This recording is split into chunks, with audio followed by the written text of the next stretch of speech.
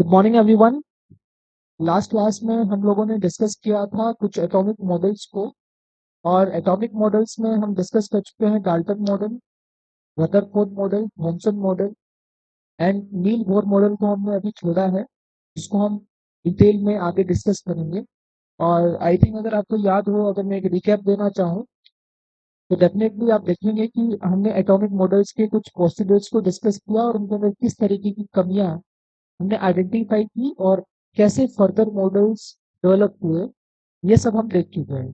आज सबसे पहले हम लोग इनसे रिलेटेड जितने भी प्रीवियस ईयर में क्वेश्चंस आए हैं बोर्ड में, और जो जेई पॉइंट ऑफ व्यू से बहुत इंपॉर्टेंट है, लेकिन आई थिंक ये जो क्वेश्चन है जो सब्जेक्टिव अप्रोच रखता है, ये बोर्ड के लिए ज्यादा बेनिफिशियल है। तो let me start with the recap first. Last class में मैंने दो इंपॉर्टेंट टॉपिक को डिस्कस किया।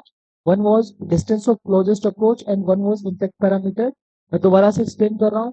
डिस्टेंस ऑफ क्लोजेस्ट अप्रोच हम रदरफोर्ड मॉडल से एक्सप्लेन कर रहे थे, जिसमें हमने कहा था कि अल्फा पार्टिकल को जैसे ही हम कोई काइनेटिक एनर्जी दे के भेजते हैं, तो वो हैवी न्यूक्लियस को किसी एक लिमिट तक अप्रोच कर पाता है, उसके बाद वो अप्रोच नहीं कर पाता है। That was the distance of closest approach. Let me show you. That was are not the distance of closest approach, जिसमें मैंने कहा था कि सारी की सारी काइनेटिक एनर्जी पोटेंशियल एनर्जी में कन्वर्ट हो रही है। और हमने एक्सप्रेशन निकाला था 2k/z² where k is electrostatic constant, z is the atomic number, e is a charge in electron and kinetic energy is there in the denominator. तो 2k/z² by kinetic energy एक expression हमने ये निकाला था। उसके बाद नेक्स्ट एक्सप्रेशन, जब हम इम्पैक्ट पैरामीटर पढ़ रहे थे, इम्पैक्ट पैरामीटर को मैंने एक्सप्लेन किया था। जो आपकी इनिशियल वेलोसिटी होती है, इनिशियल वेलोसिटी और जो आपकी सेंट्रल लाइन है न्यूक्लियस की, that is a line of impact, right. Initial velocity वाली लाइन है ये, line of initial velocity you can write, line of initial velocity, line of initial velocity और सेंट्रल लाइन ऑफ न्यूक्लियस में जो perpendicular दूरी होती है उसको इम्पैक्ट पैरामीटर बोलते हैं, जहां पे आपका इम्पैक्ट आना शुरू होता है। कुछ चीजें जो मैंने क्वेश्चंस के लिए छोड़ी थी, अभी हम क्वेश्चंस में उसको कवर करेंगे। तो मैंने अभी यहाँ पे पीडीएफ में, अच्छा एक चीज और नोट कीजिए। अगर मैं यहाँ से आपको थोड़ा सा थीटा से रिलेटेड कुछ अगर हम बातें करें, आपने रदरफोर्ड के मॉडल में कुछ ऐसे ऐसे वर्ड्स में होंगे, Geiger Marston experiment. Geiger Marston experiment वैसे तो रदरफोर्ड का एक्सपेरिमेंट था, लेकिन उनके कोई दो एसोसिएट थे जो जिन्होंने इस एक्सपेरिमेंट में का साथ दिया, एंड उनकी बहुत एक अहम भूमिका रही इस एक्सपेरिमेंट के अंदर। तो इसलिए इस एक्सपेरिमेंट को गीगर मास्टन एक्सपेरिमेंट से भी जाना जाता है, जो रदरफोर्ड मॉडल का हमने एक्सपेरिमेंट देखा अल्फा पार्टिकल से, अल्फा पार्टिकल को लेकर। तो इसके अंदर अगर हम थीटा को जीरो पुट करें, जब भी कोई एक्सप्रेशन किसी थीटा से दिखाया जाता है, साइन थीटा कोस थीटा, कोई ट्रिग्नोमेट्रिक फंक्शन आता है, तो ये ऑल सेट है कि आप उसमें थीटा 0, 180, 90 जैसी वैल्यूज भर के देखते हैं। सो यहाँ पे आप क्या देख रहे हैं, theta equals to 0 and theta equals to 180। If theta is 0, then impact parameter is infinity because cot 0 is not defined. And theta if it is 180, तो 180 पे 180/2 करेंगे तो 90, और ये जो b है वो 0 हो जाएगा। तो जनरली इस तरीके के सवाल आपसे पूछे जाते हैं। तो अभी let me start with the previous year questions. ये मैंने एमटीजी चैंपियन से आपके क्वेश्चंस लिए हैं। ओके, ठीक। अभी सबसे पहला जो क्वेश्चन है, उसमें पूछा गया है which of the following statement is not correct according to the Rutherford model. कौन सी स्टेटमेंट रदरफोर्ड मॉडल के हिसाब से ठीक नहीं है। पहला इसने बोला most of the space inside an atom is empty. No, most the electrons revolve around the nucleus under the influence of Coulomb force acting on them. Most part of the mass of the atom and its positive charge are concentrated at its center. The stability of atom was established by the model. इसने बोला है is not correct. Most of the space inside an atom is empty. Okay. The electron revolve around the nucleus. Coulombic force यानी कि electrostatic force proton में और electron में लग रही होती है, तो ये भी ठीक है। Most part of the mass of the atom, बहुत सारा मास यानी कि मैक्सिमम सारा मास आपके सेंटर पे कंसेंट्रेटेड होता है। इवन पॉजिटिव चार्ज भी वहां कंसेंट्रेटेड रहता है, तो ये बात भी सही है।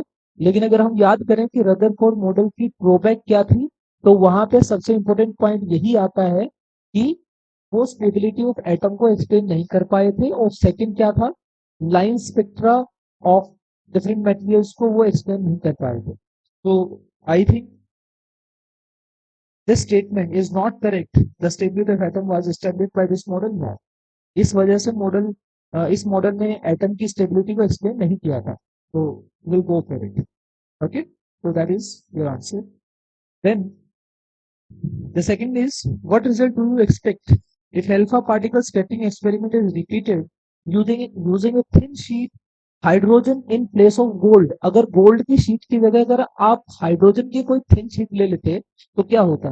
देखिए, आप क्या देखते हैं, आप देखते हैं कि गोल्ड फॉल एक्सपेरिमेंट के अंदर बहुत सारे अल्फा पार्टिकल्स बाउंस बैक करके वापस आए। क्यों?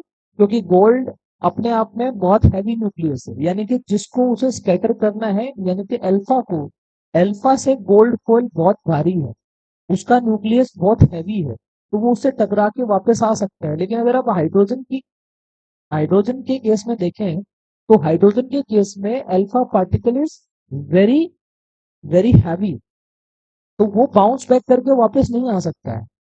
तो आपको यही लिखना है कि अगर हम हाइड्रोजन को लेते हैं, तो हाइड्रोजन का मास अल्फा के मास से बहुत कम है, जिसकी वजह से अल्फा पार्टिकल बाउंस बैक नहीं कर पाया। Clear?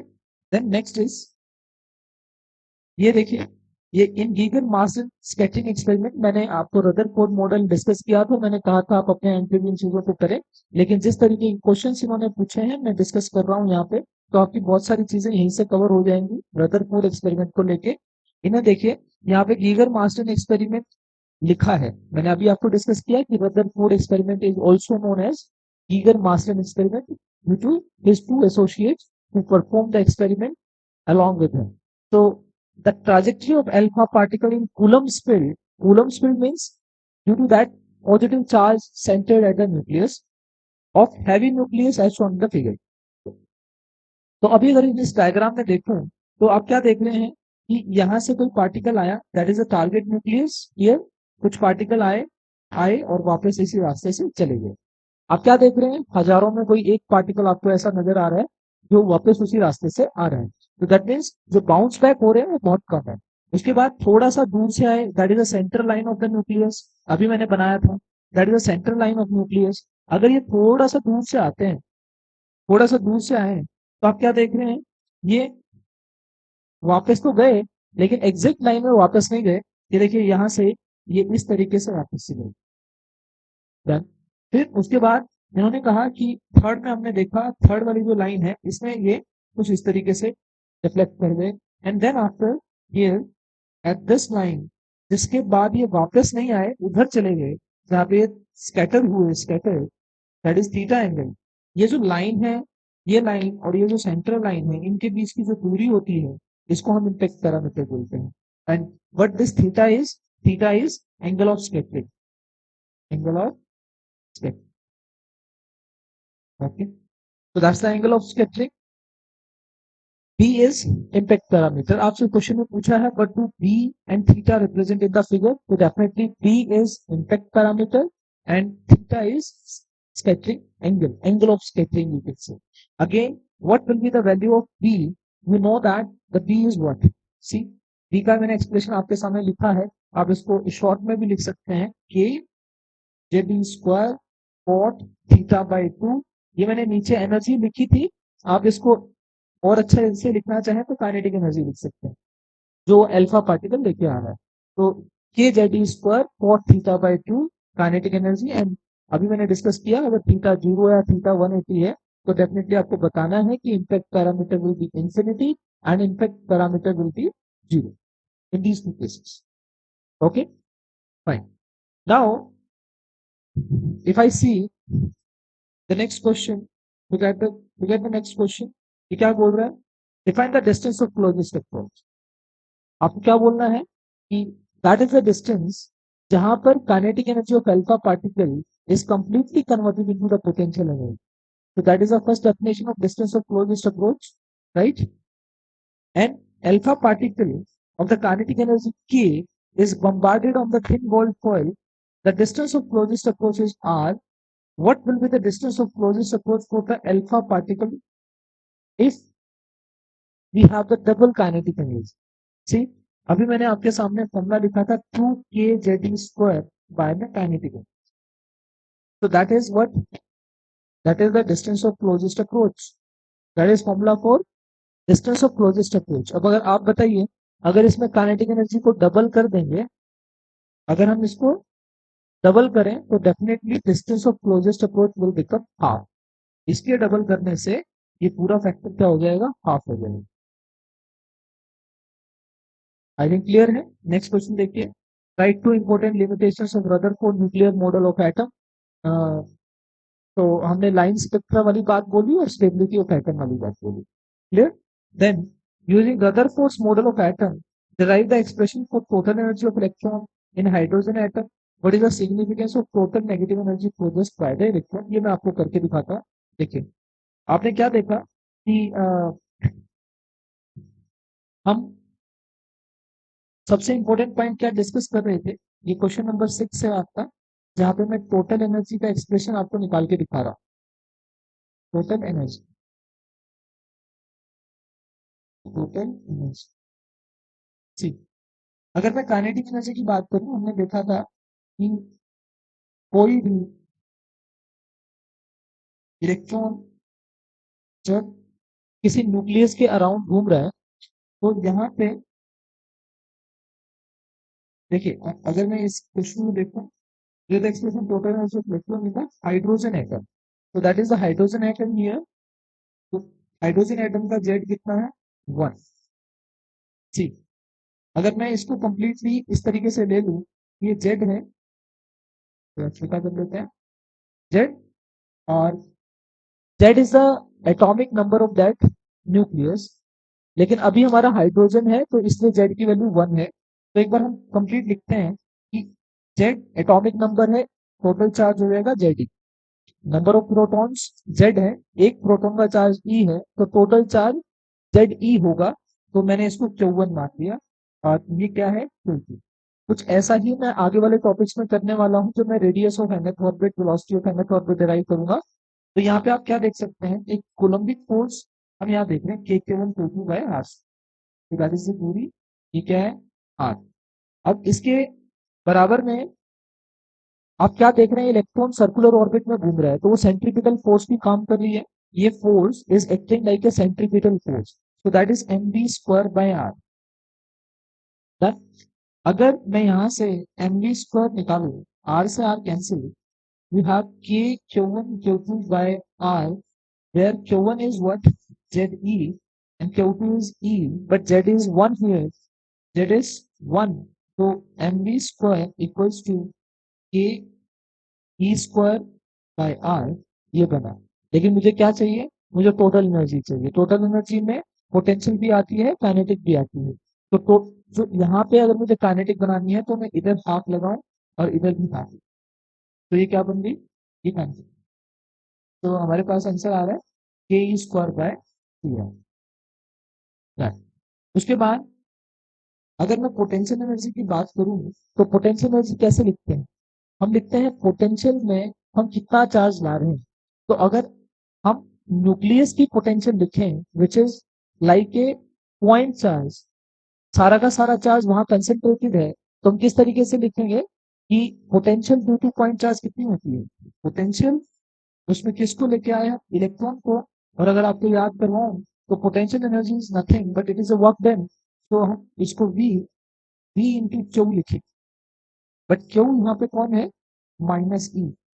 Electron, potential is a scalar quantity, potential energy is also scalar quantity. तो इसके फॉर्मूले में विद साइन चीजें भरते हैं, साइन के साथ. तो यहाँ पे v कितना है, ये Q1 बाय में r. इसकी पोटेंशियल में लाए, किसको लेके आए, कौन घूम रहा है, माइनस ई घूम रहा है. तो Q1 कितना था, जेड ई, पर जेड कितना है, 1. तो जेड ई की जगह ई आ गया. तो दैट इज माइनस के ई स्क्वायर बाय. तो आप टोटल एनर्जी क्या देखेंगे, तो टोटल एनर्जी होगी, total energy will be total energy is, इन दोनों को जोड़ दी, थोड़ा सा पेंसिल स्लिप रही है। टोटल एनर्जी इज,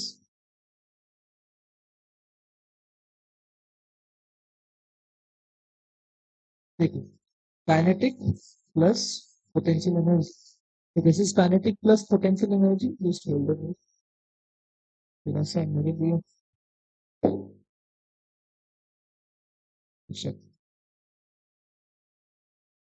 काइनेटिक कितना है, के square by 2r minus k square by r.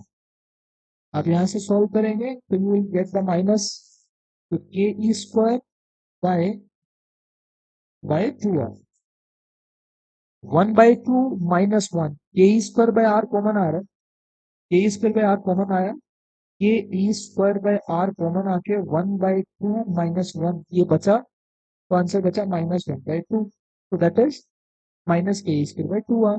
तो आप क्या देख रहे हैं, kinetic energy is negative of total energy और total energy is negative of kinetic energy. ये क्या थी, अब ये आया मेरे साथ। लास्ट में आप अपने क्वेश्चन में देखिए, आपसे पूछा क्या गया, आपसे पूछा है what is the significance of total negative energy produced by the electron. Total energy negative आने का मतलब क्या है, हमेशा याद रखिए, अगर आपकी एनर्जी नेगेटिव आ रही है तो वो कहीं ना कहीं आपको बाउंडिंग नेचर दिखा रही है, मीन्स आपका इलेक्ट्रॉन न्यूक्लियस से बाउंड है। तो negative sign represents what, negative sign, negative sign represents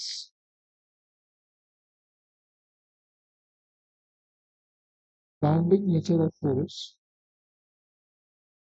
bounding nature of force as electron is bound to the, electron is bound to the nucleus by Coulombic force। तो इस तरीके से आपको define करना है। तो दैट वाज द डेरिवेशन, मैंने आपको करके दिखाई।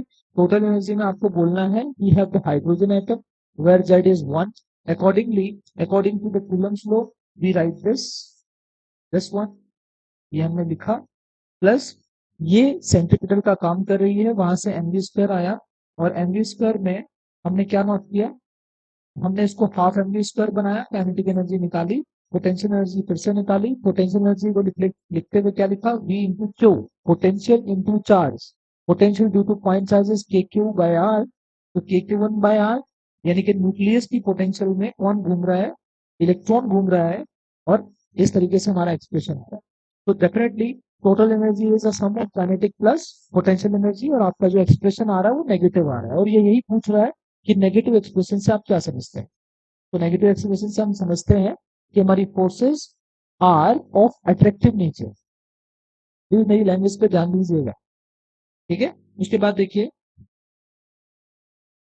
इसके बाद हमारा जो क्वेश्चन है, 7th क्वेश्चन आइए। ये कह रहा है in Geiger Marsden experiment, Geiger Marsden experiment, in Geiger Marsden experiment, yes, Geiger Marsden experiment calculate the distance of closest approach. हमें ये निकालना है for an alpha particle with energy, energy दी हमारे को 2.56 10⁻⁻12। Consider that the alpha approaches the gold nucleus. अगर आपको याद हो तो मैंने जो आपको आर नॉट का फॉर्मूला डिराइव करके दिया, 2kZe² डिवाइडेड बाय में काइनेटिक एनर्जी, ये मैंने किसके लिए दिया था, ये अल्फा पार्टिकल के लिए दिया था। और अगर आपको याद हो कि हमने वहां पे Q1 और Q2 को, Q1 को मैंने भरा था ZE और Q2 को मैंने भरा था 2E, ओके। Q1 को ZE, उस लेक्चर में जाके देखिए हमने डिस्टेंस ऑफ क्लोजेस्ट अप्रोच को किस तरीके से डिराइव किया है। वहां पे Q1 को ZE लिया गया है, Q2 को 2E लिया गया है। तो दैट मीन्स ये जो 2 आ रहा है ये तभी आ रहा है, अगर मान लीजिए इसकी जगह कोई और पार्टिकल होता, सपोज प्रोटॉन होता, जैसा कि ये पूछ रहा है, आई थिंक ये वही क्वेश्चन है, यस। इसमें कहा है कि अगर अल्फा पार्टिकल की जगह प्रोटॉन होता तो क्या होता, तो प्रोटॉन अगर होता तो हम इस Q2 में 2E ना लेके E लेते, तो डेफिनेटली आर नोट वैसे ही आधा हो जाता। अब मेरी बात समझ रहे हैं, अगर चार्ज डबल है, 2 ही है, तो ये 2 एक्सप्रेशन में आ रहा है, और अगर यहाँ प्रोटॉन होता तो 2 नहीं आता, यानी कि वैल्यू हाफ हो जाती। तो that is what in Geiger Marsden experiment हमारी एनर्जी कितनी है, 2.56 into 10⁻⁻12 joule. You can put it over here, आप यहाँ भरिए इसको। Consider that the particle approaches gold nucleus in the head on position. तो यहाँ पे मेरे पास के की वैल्यू हमें पता है, 2 इंटू के की वैल्यू कितना है, 9 इंटू 10⁻9 न्यूटन मीटर स्क्वायर पर के जी स्क्वायर। 2 इंटू 10, ये थोड़ा सा मैं मार्कर यूज कर रहा हूँ, आप लिख लीजिए। 2 इंटू के वैल्यू कितना है, 9 इंटू 10⁻9 इंटू जेड की वैल्यू दी है 79, ई की वैल्यू कितनी है 1.6 इंटू 10⁻19 कूलम, इसका square divided by your kinetic energy 2.56 into 10⁻12। आपसे उम्मीद की जाती है ऐसी कैलकुलेशंस में कि आप अप्रोक्स वैल्यूज निकालें, तो आप इसको अप्रोक्स वैल्यूज निकाल सकते हैं। क्लियर? तो इस तरीके से आपको सॉल्व करना है। नेक्स्ट क्वेश्चन में पूछा है इसने, in the above experiment is repeated if the proton of the same energy, proton of the same energy, kinetic energy is same here. अगर kinetic energy अलग होती तो ये अलग आता, ठीक है। So is repeated with the same energy, then what will be the value of the distance of closest approach? तो distance of closest approach कितना होता है, तो देखिए ये सेम और इसकी जगह यहाँ प्रोटॉन होता है, तो डेफिनेटली ये सेम होने के बाद तुम्हारा आंसर आता है के जेड ई स्क्वायर बाय में काइनेटिक एनर्जी। अब आप इस एक्सप्रेशन को देखें और इसको देखें, क्या आपको ऐसा लग रहा है कि ये नए वाला आर यानी कि आर डैश ये आर नोट से आधा है, दैट मीन्स वो हाफ हो गया। क्लियर? तो इस तरीके से आपसे क्वेश्चन पूछा गया। उसके बाद आइए, draw a graph showing the variation of the number of particles scattered with the scattering angle theta. ये बहुत इंपॉर्टेंट क्वेश्चन है, इस पे आप स्टार लगाएं। एक डेरिवेशन में आपको ऑलरेडी करवा चुका हूँ 6, इसको अपनी नोटबुक में आप क्वेश्चन डाल के प्रॉपर कर भी लें। 7, 8 आप इसको भी अपनी कॉपी में लिख के अपना ग्राफ बना लें, राइट।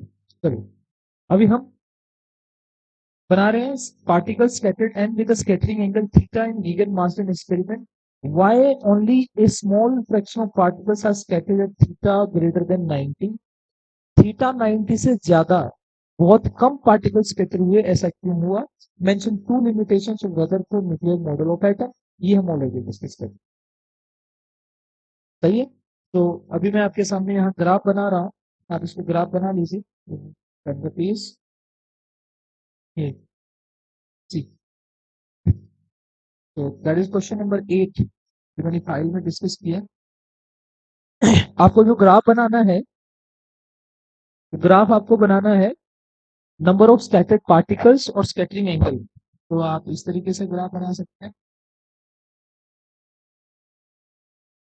सबसे पहले मार्क कीजिए, that is number of scattered particles and there is scattering angle theta, scattering angle theta। आप यहाँ पे कुछ इस तरीके से वैल्यू ले सकते हैं, 10⁻², 10⁻⁴, 10⁻�6, 10⁻8, कोई भी रैंडम वैल्यूज आप ले सकते हैं, सिर्फ ये दिखाने के लिए कितने नंबर ऑफ पार्टिकल्स स्कैटर हो रहे हैं। तो अकॉर्डिंगली मैंने लिया, and then after there is some angle 45 degree here, you can take it as 90 degree, and then 135 is there, 180।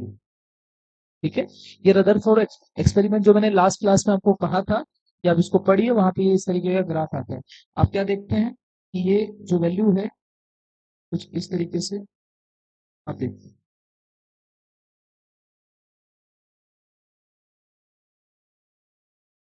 कुछ इस तरीके से ये ग्राफ ऐसे आता है। आप क्या देखते हैं कि 45 डिग्री यानी कि छोटे एंगल पे तो बहुत ज्यादा ही पार्टिकल्स, ये देखो ये यहाँ पे बहुत ज्यादा बड़ी वैल्यू है ये, ठीक है। ये इस तरीके से अप्रोच कर रही है, इसका मतलब 45 डिग्री पे तो बहुत सारे पार्टिकल्स हैं जो स्कैटर हो रहे हैं, लेकिन आप 90 पे देखें तो 90 पे बहुत कम पार्टिकल आपको दिखेंगे। 90 डिग्री, ठीक है। 90 डिग्री के बाद इम्पैक्ट पैरामीटर, और इम्पैक्ट पैरामीटर के बाद आपके जो एंगल जो पार्टिकल्स हैं वो कम स्कैटर होते हैं। क्लियर? दोबारा सुनिए, मैंने कहा है कि 90 डिग्री के बाद इम्पैक्ट पैरामीटर का मैंने डिस्कशन किया था, उसके बाद 90 डिग्री पर जो पार्टिकल स्कैटर हो रहे हैं वो कम हो रहे हैं। तो आप ये ग्राफ बना सकते हैं इस क्वेश्चन के अंदर।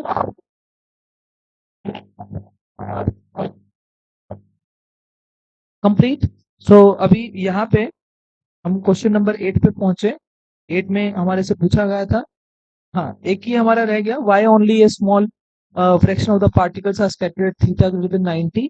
तो आप ऐसा बोल सकते हैं कि न्यूक्लियस का साइज जो है वो बहुत छोटा होता है, इसकी वजह से थीटा 90 पर जाने वाले और थीटा 90 से ज्यादा पे जाने वाले जो पार्टिकल्स हैं वो कम है। अगर वो न्यूक्लियस थोड़ा सा बड़ा होता तो शायद स्कैटरिंग भी बहुत ज्यादा हो जाती।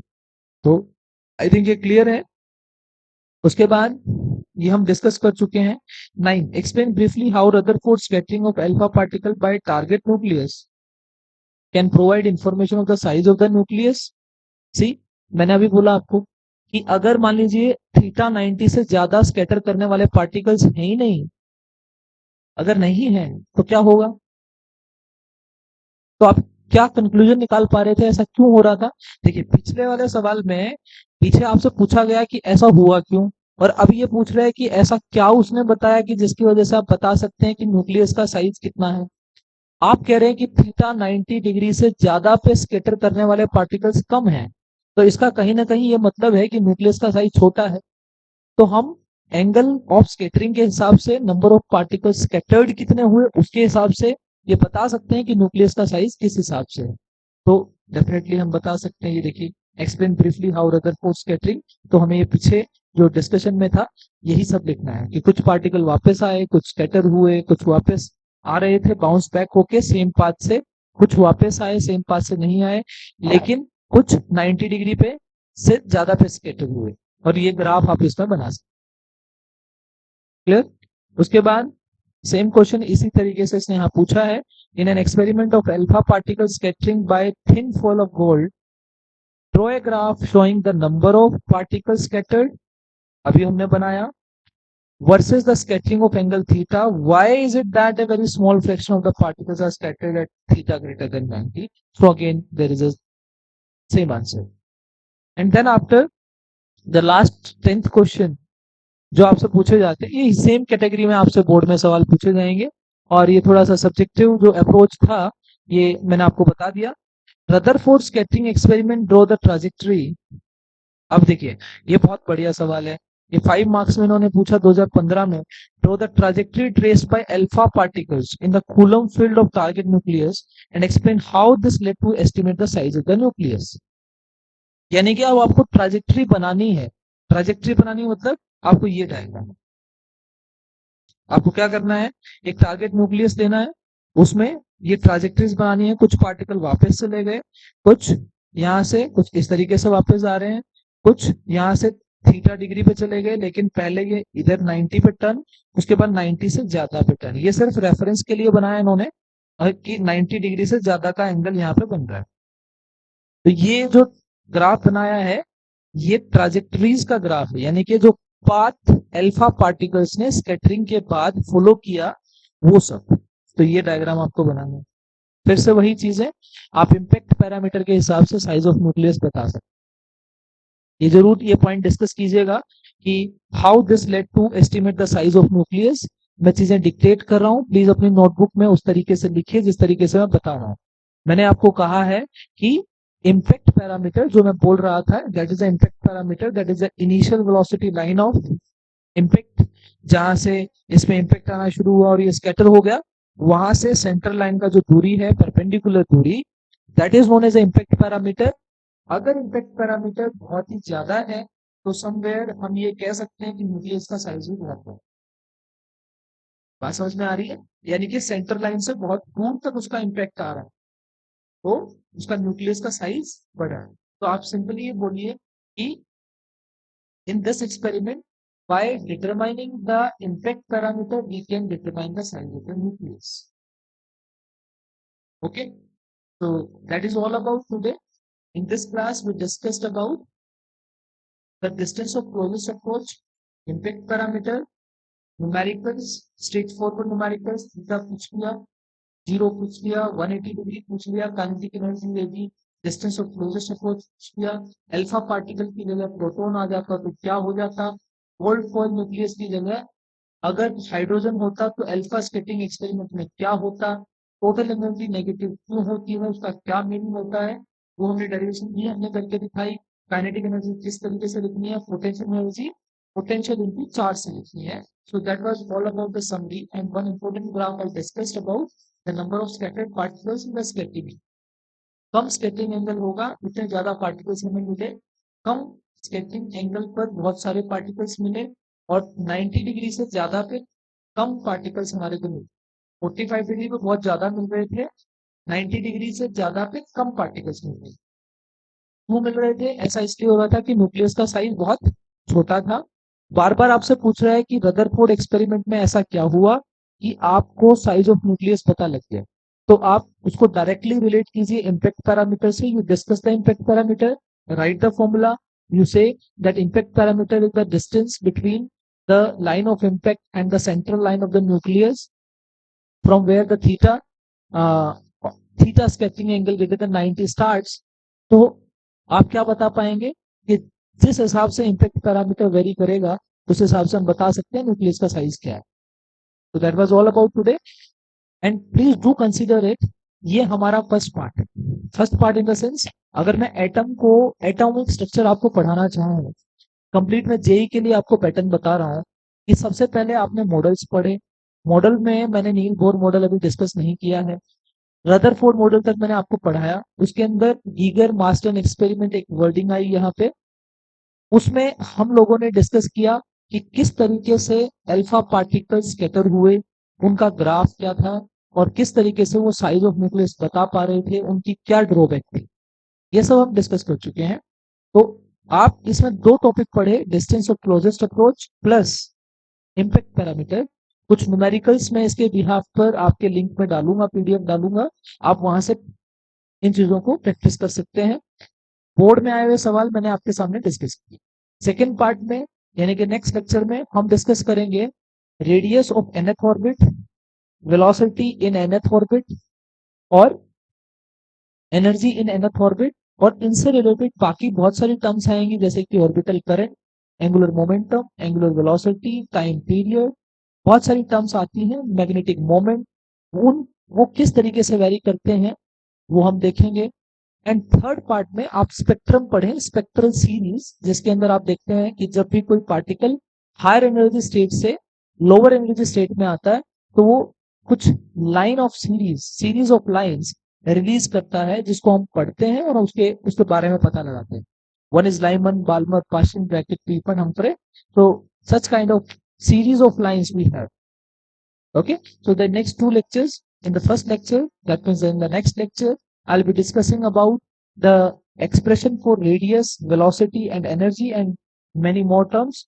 And third, the next next lecture is will be comprising of spectral series, Lyman, Barmer, bracket, Pfund, and how to tackle the calculations in those Rydberg formula and all those computations. So let me wind up the lecture here.